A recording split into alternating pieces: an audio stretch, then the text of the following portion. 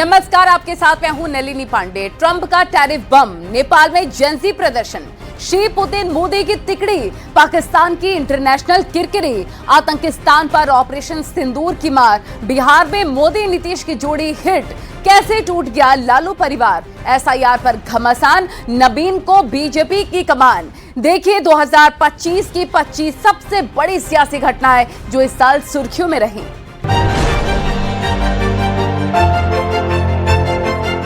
पिछले साल जब आम चुनाव समाप्त हुए तब से चर्चा थी कि भारतीय जनता पार्टी के तत्कालीन अध्यक्ष जेपी नड्डा का कार्यकाल समाप्त हो गया है और जल्द ही पार्टी को नया राष्ट्रीय अध्यक्ष मिलेगा। बीजेपी ने देश भर में संगठन के चुनाव की प्रक्रिया शुरू की, लेकिन ये प्रक्रिया धीमी गति से चलती रही। लगभग 1.5 साल बाद बीजेपी ने सबको चौंकाया। बीजेपी ने उत्तर प्रदेश में सांसद पंकज चौधरी को प्रदेश अध्यक्ष घोषित किया और उसी दिन शाम को बिहार के विधायक नितिन नवीन को पार्टी का राष्ट्रीय कार्यकारी अध्यक्ष घोषित कर दिया। सारे बड़े नामों पर जारी अटकलें थम गईं और राजनीतिक विश्लेषकों को बीजेपी ने एक बार फिर चौंकाया। कोई भी ये नहीं सोच रहा था कि नितिन नवीन को पार्टी की कमान सौंपी जा सकती है। 5 बार के बिहार विधायक और मौजूदा कैबिनेट मंत्री नितिन नवीन को बीजेपी का राष्ट्रीय कार्यकारी अध्यक्ष नियुक्त किया गया। वे अभी 45 साल के हैं। इन दोनों नियुक्तियों को बीजेपी आगामी चुनावों को ध्यान में रखकर संगठन में मजबूती लाने और सामाजिक आधार का विस्तार करने की रणनीति के तहत देख रही है। 2025 में बिहार में भारतीय जनता पार्टी ने इतिहास रचा। हाल ही में हुए विधानसभा चुनाव में एनडीए ने बम्पर जीत दर्ज की है। एनडीए ने कुल 243 सीटों में से 204 सीटों पर कब्जा जमाया, जिसमें अकेले बीजेपी ने 89 सीटें जीतकर राज्य की सबसे बड़ी पार्टी का खिताब हासिल किया। जदयू को 83 सीटें मिली, जबकि सहयोगी दलों एलजेपी-आर ने 19 और हम ने 5 सीटों पर जीत दर्ज की। इस जीत के साथ बीजेपी ने बिहार की राजनीति में अपनी पकड़ और मजबूत कर ली है। एनडीए का वोट शेयर रहा 46.7%, जबकि महागठबंधन को सिर्फ 37.5% वोट मिले। विपक्षी गठबंधन को महज 35 सीटें मिली, जिसमें कांग्रेस को महज 6 सीटें। इस जीत के बाद 20 नवंबर 2025 को 10वीं बार नीतीश कुमार ने मुख्यमंत्री के रूप में पदभार संभाला। बिहार के सीएम नीतीश कुमार द्वारा एक सरकारी कार्यक्रम में एक मुस्लिम महिला डॉक्टर का हिजाब हटाने की घटना ने देश भर में सियासी और सामाजिक विवाद खड़ा कर दिया। 15 दिसंबर को पटना स्थित संवाद कार्यक्रम के दौरान जब आयुष डॉक्टर नुसरत परवीन नियुक्ति पत्र लेने पहुंची तो नीतीश कुमार ने उनका हिजाब हटाने का इशारा किया और खुद ही हिजाब हटाने की कोशिश करने लगे, जिसके बाद ये वीडियो वायरल हो गया और इस पर घमासान मच गया। वीडियो वायरल होते ही विपक्ष ने नीतीश कुमार को घेरना शुरू कर दिया। आरजेडी, कांग्रेस, मुस्लिम नेताओं और मानवाधिकार संगठनों ने इसे महिला की इज्जत और धार्मिक स्वतंत्रता के खिलाफ बताया। आरजेडी ने नीतीश को मेंटल स्टेट अनस्टेबल कहा। हालांकि बीजेपी ने इसका बचाव किया। गिरिराज सिंह ने कहा कि अगर नौकरी लेने जा रही है तो चेहरा दिखना चाहिए। इस साल संसद का शीतकालीन सत्र जितना हंगामों को लेकर चर्चा में रहा, उससे कहीं ज्यादा चर्चा उस तस्वीर की हुई जिसमें पीएम मोदी और प्रियंका गांधी के साथ विपक्ष के कई सांसद चाय पार्टी करते नजर आए। लोकसभा स्पीकर द्वारा बुलाई गई टी पार्टी में प्रियंका गांधी प्रधानमंत्री नरेंद्र मोदी, रक्षा मंत्री राजनाथ सिंह और ओम बिरला के साथ बैठी नजर आई। बैठक के दौरान कई हल्के फुल्के पल भी देखने को मिले। जानकारी के मुताबिक बैठक के दौरान प्रियंका गांधी ने बताया कि वे अपने संसदीय क्षेत्र वायनाड की एक जड़ी बूटी का सेवन एलर्जी से बचने के लिए करती हैं। इस पर पीएम मोदी और राजनाथ सिंह मुस्कुराते नजर आए। बैठक के दौरान धर्मेंद्र यादव ने सुझाव दिया कि संसद सत्र थोड़ा और लंबा चल सकता था। इस पर प्रधानमंत्री ने मजाक करते हुए कहा कि सत्र इसलिए छोटा रखा गया ताकि आपका गला ना दुखे। इस टिप्पणी पर सांसदों में हंसी फैल गई। इस साल देश में वोट चोरी का मुद्दा मुख्य रूप से 7 अगस्त 2025 को उठा, जब लोकसभा में विपक्ष के नेता राहुल गांधी ने दिल्ली में एक प्रेस कॉन्फ्रेंस के दौरान चुनाव आयोग और सरकार पर चुनाव प्रक्रिया में धांधली के गंभीर आरोप लगाए। राहुल गांधी ने आरोप लगाया कि 2024 के लोकसभा चुनाव और हालिया विधानसभा चुनावों में मतदाता सूचियों में बड़े पैमाने पर गड़बड़ी की गई। हालांकि चुनाव आयोग ने राहुल गांधी के इन आरोपों को निराधार बताया। दरअसल बिहार चुनाव से ठीक पहले चुनाव आयोग ने बिहार में एसआईआर अभियान चलाया, जिसमें करीब 65 लाख मतदाताओं के नाम हटा दिए गए थे। विपक्ष खासकर कांग्रेस और आरजेडी ने आरोप लगाया कि ये नाम जानबूझकर एक साजिश के तहत हटाए गए हैं ताकि दलित, मुस्लिम और पिछड़ा वर्ग के मतदाताओं को मताधिकार से वंचित किया जा सके। राहुल गांधी ने इस मुद्दे को लेकर 17 अगस्त 2025 को सासाराम, बिहार से वोटर अधिकार यात्रा शुरू की थी। इस 16 दिवसीय यात्रा के दौरान उन्होंने वोट चोर गद्दी छोड़ का नारा दिया और आरोप लगाया कि चुनाव आयोग बीजेपी की शाखा के रूप में काम कर रहा है। विकसित भारत गारंटी फॉर रोजगार एंड आजीविका मिशन बिल यानी BVG रामजी लोकसभा और राज्यसभा से पास होने के बाद राष्ट्रपति की मुहर के बाद कानून बन चुका है। नए कानून में काम के दिनों को 100 से बढ़ाकर 125 कर दिया गया है। पहले केंद्र अनस्किल्ड मजदूरी का पूरा खर्च उठाता था, लेकिन अब सामान्य राज्यों में 60% केंद्र और 40% राज्य खर्च उठाएगी। वहीं उत्तर पूर्व और हिमालयी राज्यों में 90-10 का अनुपात होगा। हालांकि इस बिल पर चर्चा के दौरान दोनों सदनों में खूब हंगामा देखने को मिला। इस दौरान विपक्ष ने बिल के विरोध में जमकर नारेबाजी की। विपक्षी सांसद वेल में पहुंच गए और कागज फेंके, लेकिन हंगामे के बीच बिल ध्वनि मत से पास हो गया। लोकसभा में 14 घंटे चर्चा और राज्यसभा में रात 12 बजे तक इस बिल पर चर्चा चली थी। ये 20 साल पुराने मनरेगा की जगह ले चुका है। हालांकि इस बिल के कानून बनने के बाद भी विपक्षी प्रदर्शन करते नजर आए। विपक्ष विशेष रूप से कांग्रेस इसे महात्मा गांधी का अपमान बता रही है। विपक्ष का आरोप है कि नए नियमों से काम की गारंटी कमजोर होगी, राज्य सरकारों पर बोझ बढ़ेगा और केंद्रीय नियंत्रण ज्यादा हो जाएगा। 2025 में लालू यादव परिवार में बड़ी कलह सामने आई। पहले बड़े बेटे तेज प्रताप यादव को पार्टी और परिवार से बेदखल किया गया। फिर लालू को किडनी डोनेट करने वाली बेटी रोहिणी आचार्य घर छोड़कर रोती हुई चली गई। दरअसल तेजस्वी यादव और उनके आसपास रहने वाले लोग लालू प्रसाद यादव के परिवार के लिए मुसीबत बन गए हैं। बड़े बेटे तेज प्रताप यादव को लालू ने निकाला तो ये आरोप सामने आया था। इसके बाद लालू यादव को दूसरा जीवन देने वाली रोहिणी आचार्य ने भी यही आरोप लगाया था। दरअसल एक लड़की के साथ वायरल वीडियो के आधार पर लालू प्रसाद यादव ने बड़े बेटे तेज प्रताप यादव को 6 साल के लिए पार्टी और आजीवन परिवार से बाहर कर दिया। तेज प्रताप यादव पर दहेज प्रताड़ना का केस पहले से चल रहा है। पिछले दिनों जब तेज प्रताप यादव वैशाली के महुआ से अपनी नई पार्टी के नाम पर चुनाव में उतरे तो लालू परिवार से केवल रोहिणी ने ही अपने भाई के लिए शुभकामना संदेश दिया।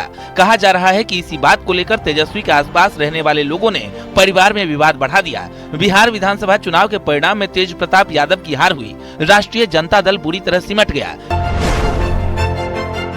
सितंबर 2025 में नेपाल में जेनजी के नेतृत्व में एक बड़ा ऐतिहासिक विरोध प्रदर्शन हुआ, जिसने देश की राजनीति को पूरी तरह बदल दिया। आंदोलन की वजह सरकार द्वारा 4 सितंबर 2025 को फेसबुक, यूट्यूब और व्हाट्सएप जैसे 26 प्रमुख सोशल मीडिया प्लेटफॉर्म पर लगाया गया प्रतिबंध था। युवाओं में नेपो किड्स यानी नेताओं के बच्चों की लग्जरी लाइफस्टाइल और बढ़ते भ्रष्टाचार के खिलाफ गहरा गुस्सा था। बढ़ती बेरोजगारी दर और बेहतर अवसरों की कमी ने युवाओं को सड़कों पर उतरने के लिए मजबूर कर दिया। 8-9 सितंबर 2025 को काठमांडू के मैतीघर मंडला और संसद भवन के पास हजारों छात्र और युवा जमा हुए। प्रदर्शनों के दौरान पुलिस की कार्रवाई और झड़पों में कई लोगों की मौत हुई और सैकड़ों घायल हुए। भारत में 17वां उपराष्ट्रपति चुनाव 9 सितंबर 2025 को संपन्न हुआ। ये चुनाव पूर्व उपराष्ट्रपति जगदीप धनखड़ द्वारा स्वास्थ्य कारणों से 21 जुलाई 2025 को दिए गए इस्तीफे के कारण समय से पहले कराया गया था। एनडीए उम्मीदवार सीपी राधाकृष्णन भारत के नए उपराष्ट्रपति चुने गए। विपक्ष यानी इंडिया गठबंधन के उम्मीदवार बी सुदर्शन रेड्डी को 300 वोट हासिल हुए। विपक्ष ने इस चुनाव को 2 विचारधाराओं की लड़ाई करार दिया था। वहीं एनडीए ने जीत को राष्ट्रवादी विचारधारा की जीत बताया। दोनों ही उम्मीदवार दक्षिण भारत से थे, जिसे सरकार और विपक्ष दोनों की ओर से दक्षिण भारतीय मतदाताओं और क्षेत्रीय राजनीति को साधने की एक कोशिश के रूप में देखा गया। चुनाव परिणामों के बाद सबसे बड़ी राजनीति क्रॉस वोटिंग को लेकर हुई। एनडीए को अपनी कुल सदस्य संख्या 427 से कहीं अधिक 452 वोट मिले, जबकि विपक्ष के दावे के बावजूद उनके उम्मीदवार को केवल 300 वोट ही मिल सके। प्रधानमंत्री नरेंद्र मोदी, रूसी राष्ट्रपति व्लादिमीर पुतिन और चीनी राष्ट्रपति शी जिनपिंग की एक साथ मुलाकात 2025 की सबसे बड़ी राजनीतिक घटनाओं में से एक रही। सितंबर में चीन के तियानजिन शहर में आयोजित शंघाई सहयोग संगठन शिखर सम्मेलन के लिए मोदी की चीन यात्रा ऐतिहासिक रही। ये 7 वर्षों में प्रधानमंत्री मोदी की पहली चीन यात्रा थी। शिखर सम्मेलन के दौरान एक खास पल तब आया जब राष्ट्रपति पुतिन ने पीएम मोदी का 10 मिनट का इंतजार किया और फिर दोनों नेता एक ही कार में बैठ कर गए। दोनों नेताओं ने सीमा विवाद के बाद के संबंधों को सामान्य बनाने और व्यापारिक मुद्दों पर चर्चा की। इस त्रिपक्षीय मुलाकात को अमेरिका की व्यापारिक नीतियों, विशेषकर राष्ट्रपति डोनाल्ड ट्रंप द्वारा लगाए गए टैरिफ के खिलाफ एक मजबूत संदेश के रूप में देखा गया। रूसी राष्ट्रपति व्लादिमीर पुतिन ने हाल ही में 4 से 5 दिसंबर 2025 तक भारत का 2 दिवसीय दौरा किया था। ये यात्रा 23वें भारत रूस वार्षिक शिखर सम्मेलन के लिए प्रधानमंत्री नरेंद्र मोदी के निमंत्रण पर हुई थी। यूक्रेन युद्ध शुरू होने के बाद ये पुतिन की पहली भारत यात्रा थी। ये यात्रा ऐसे समय में हुई जब अमेरिका रूस के खिलाफ व्यापारिक प्रतिबंधों को लेकर भारत पर दबाव बना रहा था। इस दौरान पीएम मोदी ने रूसी नागरिकों के लिए भारत में मुफ्त ई-टूरिस्ट वीजा देने की घोषणा की। रक्षा सहयोग, ऊर्जा सुरक्षा और व्यापार बढ़ाने पर भी चर्चा हुई। हालांकि तेल खरीद पर कोई बड़ा नया समझौता सामने नहीं आया। भारत यात्रा के दौरान पुतिन ने राजघाट जाकर महात्मा गांधी के स्मारक पर उन्हें श्रद्धांजलि अर्पित की और माल्यार्पण किया। इस यात्रा ने पश्चिमी देशों के बहिष्कार के बावजूद भारत की स्वतंत्र विदेश नीति और दोनों देशों के बीच अस्थायी संबंधों को दर्शाया।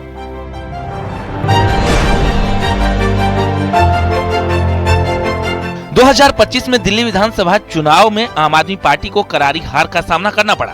पिछले चुनाव में 62 सीटों पर जीतने वाली पार्टी महज 22 सीटों पर ही सिमट गई। अरविंद केजरीवाल समेत कई दिग्गजों को हार का सामना करना पड़ा। साल 2020 के विधानसभा चुनाव में सिर्फ 8 सीटों पर सिमटी बीजेपी ने इस बार 40 सीटें जीतकर इतिहास रच दिया। दिल्ली विधानसभा चुनाव में आम आदमी पार्टी को सत्ता विरोधी लहर के अलावा पार्टी के टॉप नेताओं पर लगे भ्रष्टाचारों के आरोपों का खामियाजा भी उठाना पड़ा। यही वजह रही कि पूर्व सीएम अरविंद केजरीवाल, पूर्व डिप्टी सीएम मनीष सिसोदिया, सौरभ भारद्वाज, सत्येंद्र जैन, सोमनाथ भारती जैसे बड़े नेता चुनाव हार गए। वहीं लगातार तीसरी बार कांग्रेस दिल्ली में खाता तक खोलने में नाकाम रही। आम आदमी पार्टी के उदय से पहले लगातार 3 बार शीला दीक्षित की अगुवाई में दिल्ली की सत्ता पर राज करने वाली कांग्रेस पिछले 3 चुनावों से 1 सीट तक के लिए तरस गई है। 22 अप्रैल 2025 को जम्मू कश्मीर की खूबसूरत वादी पहलगाम में कायराना आतंकी हमला हुआ। इस बार टारगेट थे निहत्थे पर्यटक, वे लोग जो प्रकृति की गोद में सुकून की तलाश में आए थे। 26 लोगों की दर्दनाक हत्या जैसे हमले ने एक बार फिर हमारे जख्मों को कुरेद दिया। पाकिस्तान की यह नापाक हरकत दुनिया के लिए एक स्पष्ट संदेश थी कि आतंक फिर से सिर उठाने की कोशिश कर रहा है। लेकिन इस बार भारत सिर्फ मातम नहीं मनाया, बल्कि पाकिस्तान को नेस्ते नाबूद कर दिया।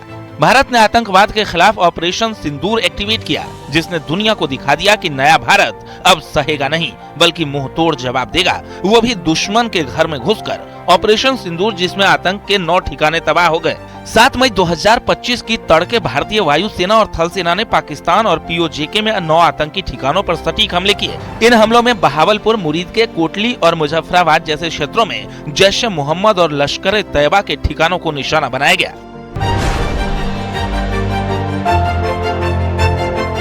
करीब 20 साल बाद अलग थलग पड़े चचेरे भाई उद्धव ठाकरे और राज ठाकरे ने एक बार फिर सार्वजनिक मंच साझा किया। 5 जुलाई 2025 को प्राथमिक विद्यालयों में 3 भाषा नीति को वापस लेने के बाद महाराष्ट्र सरकार के फैसले का जश्न मनाने के लिए मुंबई में एक विशाल विजय सभा के लिए एक साथ आए। शिवसेना यूबीटी के प्रमुख उद्धव ठाकरे और महाराष्ट्र नवनिर्माण सेना के अध्यक्ष राज ठाकरे मराठी पहचान और भाषा की अपनी मजबूत वकालत के लिए जाने जाते हैं। ठाकरे ब्रदर्स इससे पहले आखिरी बार 2005 में मालवन विधानसभा उपचुनाव के लिए प्रचार के दौरान एक साथ मंच पर देखे गए थे, जो पूर्व मुख्यमंत्री नारायण राणे के शिवसेना छोड़ने के बाद हुआ था। उसी साल बाद में राज ठाकरे ने पार्टी से नाता तोड़ लिया और 2006 में एमएनएस का गठन किया। शिवसेना यूबीटी और महाराष्ट्र नवनिर्माण सेना की संयुक्त रैली को शिवसेना ऐतिहासिक बताया। राष्ट्रीय स्वयंसेवक संघ ने साल 2025 में अपनी स्थापना के 100 साल पूरे कर लिए।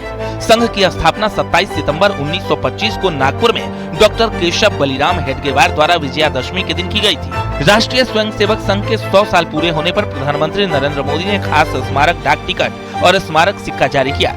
आरएसएस के 100 साल पूरा होने पर पीएम मोदी ने कहा कि विजयादशमी पर संघ की स्थापना कोई संयोग नहीं था, यह हजारों सालों से चली आ रही परंपरा का पुनरुत्थान था, जिसमें राष्ट्र चेतना समय समय पर उस युग की चुनौतियों का सामना करने के लिए नए अवतारों में प्रकट होती है। इस युग में संघ उसी अनादि राष्ट्र चेतना का पुण्य अवतार है। मोहन भागवत ने कहा कि संघ की विचारधारा है कि जो कोई भी भारत को अपनी मातृभूमि मानता है, वो भारतीय संस्कृति की इज्जत करता है। जब तक इस हिंदुस्तान की धरती पर एक भी व्यक्ति जिंदा है जो भारतीय पूर्वजों की महिमा में विश्वास रखता है और उसका सम्मान करता है, तब तक भारत एक हिंदू राष्ट्र है। हालांकि इन 100 सालों में आरएसएस ने एक लंबी यात्रा जरूर तय की, लेकिन स्वाधीनता संग्राम के दौर में संघ और संघ से जुड़े लोगों की भूमिका को लेकर आज भी वो सवालों के घेरे में रहता है।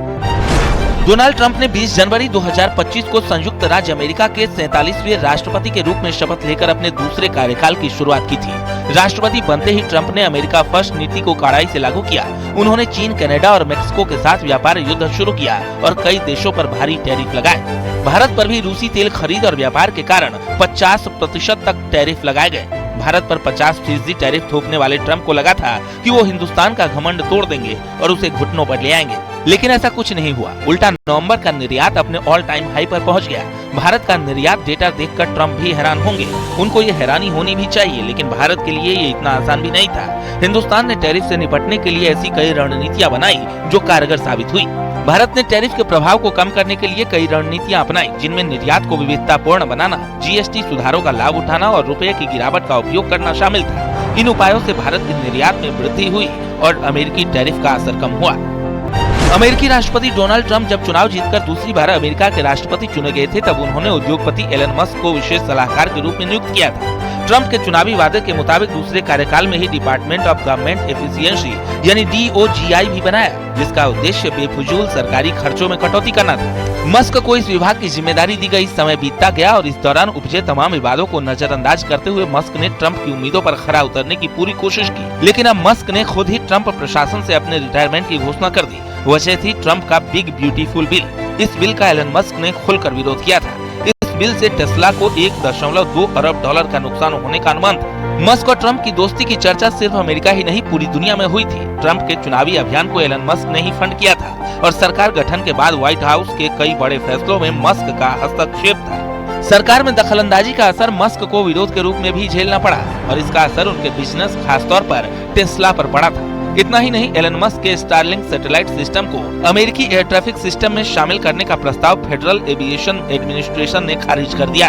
इससे मस्क को बड़ा झटका लगा था। इसके बाद तो दोस्ती में तलवार खिंच गई। भारत में जीएसटी प्रणाली में बड़े बदलाव किए गए, जिन्हें जीएसटी 2.0 सुधारों के रूप में 22 सितंबर 2025 से लागू कर दिया गया। 56वीं जीएसटी काउंसिल की बैठक के बाद लिए गए इन फैसलों का मुख्य उद्देश्य टैक्स संरचना को सरल बनाना और आम जनता पर बोझ कम करना था। पहले 4 टैक्स स्लैब थे, जिसे हटाकर 3 स्लैब किया गया। आवश्यक वस्तुओं पर दैनिक उपयोग की चीजों को 5% टैक्स स्लैब में रखा गया। एसी, 32 इंच से बड़ी TV, washing machine, refrigerator, cement और 350 सीसी से कम की मोटरसाइकिलें अब 18% टैक्स पर हैं, जो पहले 28% पर था। आम नागरिकों को बड़ी राहत देते हुए स्वास्थ्य और जीवन बीमा प्रीमियम को जीएसटी से पूरी तरह मुक्त कर दिया गया। तंबाकू उत्पाद, एसयूवीज, निजी जेट पर अब 40% जीएसटी लगता है। रिटर्न फाइलिंग और रिफंड की प्रक्रिया को भी सरल और तेज किया गया है। 5 अप्रैल 2025 को राष्ट्रपति की मंजूरी मिलने के बाद वक्फ संशोधन विधेयक 2025 कानून बन चुका है। विपक्षी दलों और कई मुस्लिम संगठनों के विरोध के बावजूद लोकसभा ने 3 अप्रैल को तड़के और राज्यसभा ने 4 अप्रैल को तड़के इसे मंजूरी दी गई। लोकसभा में इसके समर्थन में 288 और विरोध में 232 वोट पड़े थे, जबकि ऊपरी सदन में इसके पक्ष में 128 और विरोध में 95 वोट पड़े। नए वक्फ कानून का मुख्य उद्देश्य वक्फ संपत्तियों का दुरुपयोग, पक्षपात और अतिक्रमण से रोकना है। सरकार का कहना है कि ये कानून मुस्लिम विरोधी नहीं है, बल्कि इसका उद्देश्य वक्फ संपत्तियों के सही प्रबंधन और संरक्षण को सुनिश्चित करना है। राष्ट्रपति मुर्मू के हस्ताक्षर के बाद अब ये कानून पूरे देश में लागू हो गया है, जिसमें वक्फ संपत्तियों की सुरक्षा और उचित उपयोग को लेकर नई दिशा मिलेगी। इस कानून के लागू होने से वक्फ संपत्तियों के प्रशासन में सुधार की उम्मीद जताई जा रही है। नए प्रावधान के तहत वक्फ बोर्डों में गैर मुस्लिम सदस्यों और महिलाओं को शामिल करना अनिवार्य किया गया है। वक्फ ट्रिब्यूनल की संरचना में बदलाव किया गया है। झारखंड के पूर्व मुख्यमंत्री और झारखंड मुक्ति मोर्चा के संस्थापक शिबू सोरेन का 4 अगस्त को निधन हो गया। झारखंड के संथाल आदिवासी समुदाय में जन्मे शिबू सोरेन का बचपन संघर्ष से भरा था। 1973 में उन्होंने झारखंड मुक्ति मोर्चा का गठन किया, जिसका उद्देश्य बिहार के जंगल और आदिवासी इलाकों से अलग झारखंड राज्य बनाना था। लगभग 3 दशकों के संघर्ष के बाद उनका उद्देश्य साल 2000 में हासिल हुआ था। 1980 से 2019 तक दुमका सीट से चुनाव लड़कर वो कई बार लोकसभा पहुंचे थे। 2019 में उन्हें बीजेपी उम्मीदवार सुनील सोरेन के हाथों हार का सामना करना पड़ा था। इसके अलावा वो 3 बार साल 2005, 2008-9 और फिर 2009-10 तक झारखंड के मुख्यमंत्री रहे। 7 फरवरी 2024 को उत्तराखंड ने ऐसा अध्याय लिखा जो भारतीय लोकतंत्र के इतिहास में स्वर्ण अक्षरों में दर्ज हो गया। मुख्यमंत्री पुष्कर सिंह धामी के नेतृत्व में उत्तराखंड देश का पहला राज्य बना, जिसने सामान्य नागरिक संहिता को विधानसभा में पारित कर लागू कर दिया। ये केवल एक कानून नहीं, बल्कि सामाजिक न्याय, लैंगिक समानता की दिशा में एक सशक्त पहल है। इसका उद्देश्य है विवाह, तलाक, गोद लेना, उत्तराधिकार जैसे व्यक्तिगत कानूनों में कोई भेदभाव न हो और सभी नागरिकों को समान अधिकार मिले। यूसीसी के तहत अब उत्तराखंड में विवाह, तलाक, गोद लेने और उत्तराधिकार पर एक समान कानून होगा। बहुविवाह और एक तरफा तलाक पर रोक होगी।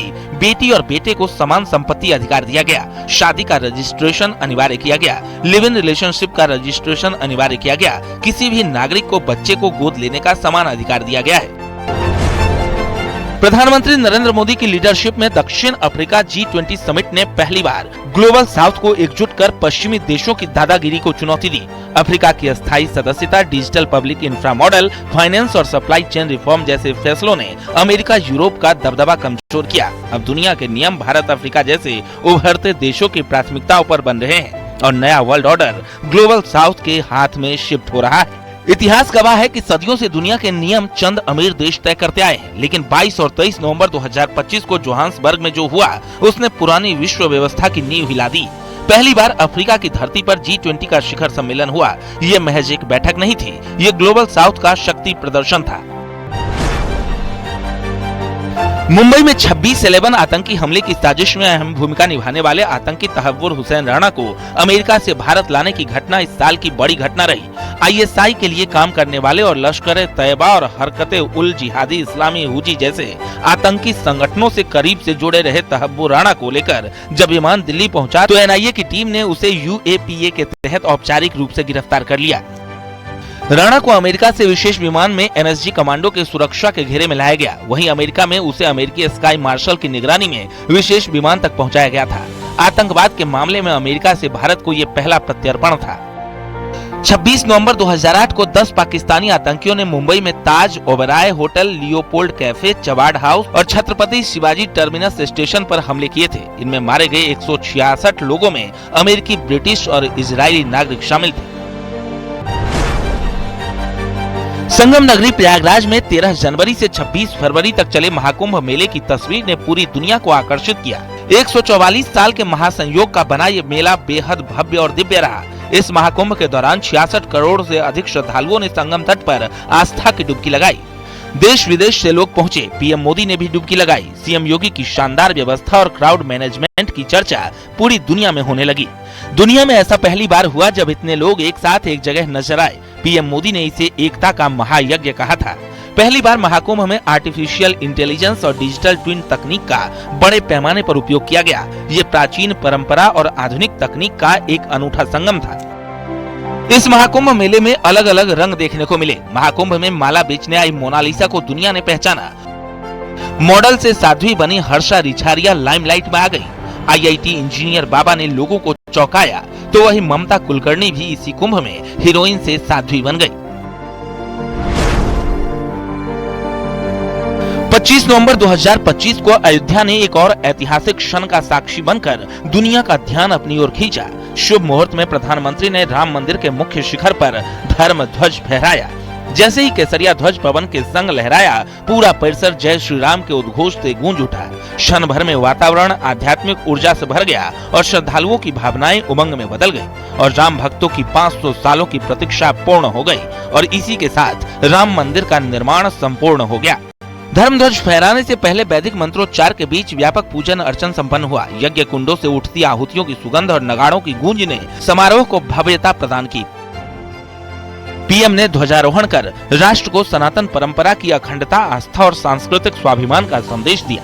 7000 अतिथि समारोह के साक्षी बने, जिसमें राष्ट्रीय स्वयंसेवक संघ के प्रमुख मोहन भागवत, राज्यपाल आनंदीबेन पटेल, मुख्यमंत्री योगी आदित्यनाथ, धर्मगुरु, व्यापार जगत के प्रमुख लोग, दलित, वंचित, किन्नर और अघोरी समुदाय के प्रतिनिधि शामिल रहे। तो इसी के साथ हमारे खास कार्यक्रम में आज के लिए इतना ही। बाकी की तमाम खबरों के लिए देखते रहिए News 18 उत्तर प्रदेश उत्तराखंड।